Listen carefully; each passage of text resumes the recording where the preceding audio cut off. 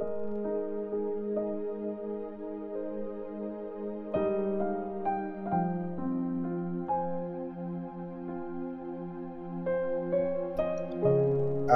chapter 5. Si Ananias at si Safira. May isang lalaki na ang pangalan ay Ananias. Nagbenta sila ng asawa niyang si Safira ng property nila. Pero hindi niya binigay sa mga apostles ang buong halaga ng pinagbentahan. At alam yun ng misis niya. Sinabi ni Peter sa kanya, Ananias, bakit mo hinayaang kontrolin ka ni Satan at kinuha mo ang bahagi ng pinagbentahan ng lupa? Bakit ka nagsinungaling sa Holy Spirit? Bago mo binenta yung lupa, di ba sa'yo yun? Nung naibenta na, sa'yo pa rin naman yung perang pinagbentahan, di ba?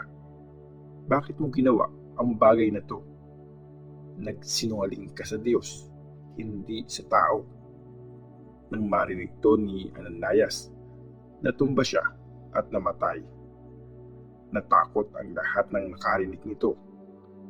Pumasok ang mga kabataang lalaki, binalot nila ang bangkay, binuhat at nilibing.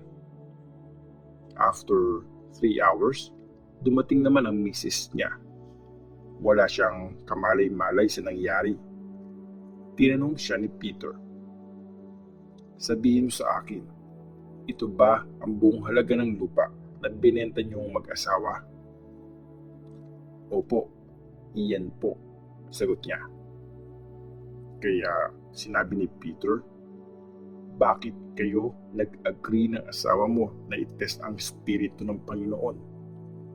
Nandiyan na sa pintuan ang mga lalaking naglibing sa asawa mo at susunod ka na. Natumba agad siya sa paanan ni Peter at namatay. Nang pumasok ang mga kabataang lalaki, nakita nilang patay na siya. Kaya binuhat na nila ang bangkay palabas at nilibing sa tabi ng asawa niya. Napuno ng takot ang mga tao sa church at lahat ng mga nakarinig nito. Mga himala at nakakabilib na bagay. Gumawa ng maraming himala at nakakabilib na bagay ang mga apostles sa harap ng mga tao. Magkakasama ang mga disciples sa Solomon's porch. Ayaw sumama sa kanila ng ibang tao pero hinahangaan sila ng mga ito. Parami naman ng parami ang mga tao na dadagdag sa grupo. Napakaraming lalaki at babae ang naniwala sa Panginoon.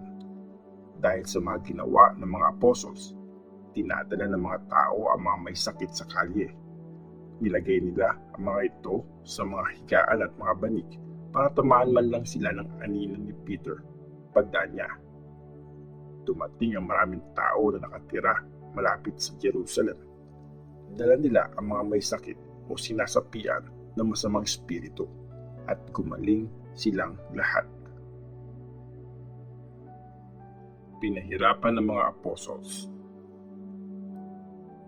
Sobrang nainggit sa mga apostles ang high priest pati ang lahat ng mga kasama niyang Sadducees. Kaya gumawa sila ng paraan at inaresto nila ang mga apostles at pinakulong. Pero nung gabi, binuksan ng angel ng Panginoon ang pintuan ng kulungan at pinalaya sila. Sabi ng angel, pumunta kayo sa temple at sabihin sa mga tao ang mensahe tungkol sa bagong buhay na ito.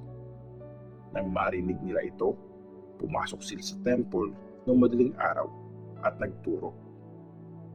Nagpatawag ng meeting ang high priest at ang mga kasama niya. Kasama din ang council at ang lahat ng leaders ng mga Jews. Inutos nila na kunin ang mga apostles sa kulungan at dalhin sa harap nila.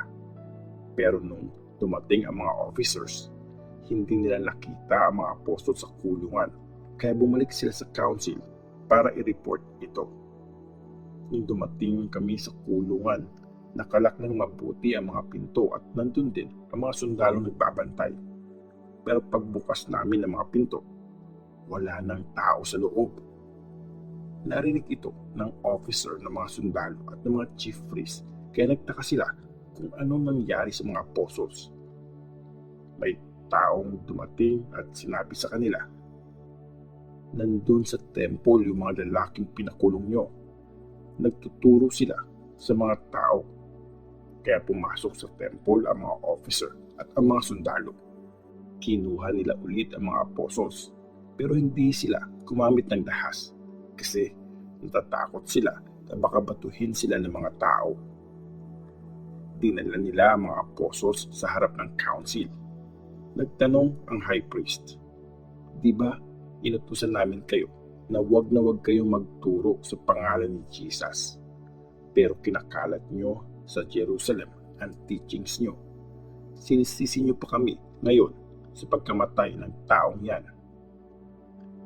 Sumagot si Peter at ang mga apostles, "Ang Diyos ang dapat naming sundin, hindi ang tao. Ang Diyos ng mga ancestors namin ang bumuhay kay Jesus na pinatay at pinako nyo sa krus. Pinarangalan siya ng Diyos sa kanang tabi niya as leader and savior para bigyan ng pagkakataon ang mga taga-Israel na magsisi sa mga kasalanan nila at tumanggap ng pagpapatawad. Mga saksi kami sa mga bagay na ito. Saksi rin ang Holy Spirit, yung regalo ng Diyos sa mga taong sumusunod sa Kanya." Pagkarinig dito ng mga members ng council, galit na galit sila at gusto nilang ipapatay ang mga apostles. Pero nandun si Gamaliel, isang Pharisee at teacher ng law na nire-respeto ng lahat ng tao. Tumayo siya sa council at inutos niyang palabasin muna ang mga apostles. Sinabi niya sa council, "Mga taga-Israel, mag-ingat kayo sa gagawin niyo sa mga lalaking ito. Kung maalala niyo, sumikat si Judas noon. Sinasabi niya na isa siyang dakilang leader. Mga 400 na tao ang sumama sa kanya, pero pinatay siya. Kaya nagkawatak-watak lahat ng mga sumusunod sa kanya at nauwi sa wala ang kilusan nila." Pagkatapos niya, si Judas na Galilean naman ang lumitaw noon sa time ng census. Maraming taong sumunod sa kanya, pero pinatay rin siya at nagkawatak-watak lahat ng mga sumunod sa kanya. Ganon din sa kaso na ito. Ang masasabi ko, huwag niyong pakialaman ang mga taong ito at hayaan niyo sila kasi kung galing sa tao ang plano o kilusan nila, hindi yan magtatagumpay. Pero kung galing sa Diyos, hindi niyo sila kayang wasakin. Baka lumabas pa na kinakalaban niyo ang Diyos. Kaya sinunod ng Jewish Council ang advice ni Gamaliel. Pinatawag nila ang mga apostles at pinahagupit ang mga ito. At inutusan silang wag nang magsalita sa pangalan ni Jesus. Tapos, pinakawalan na nila ang mga ito. Umalis ang mga apostles sa harap ng council at nagsaya sila. Kasi tinuring sila ng Diyos na deserving dumanas ng hirap alang-alang kay Jesus. Araw-araw silang nasa temple at sa mga bahay-bahay at hindi sila tumigil sa pagtuturo at pagpipreach na magandang balita tungkol kay Jesus, ang Christ.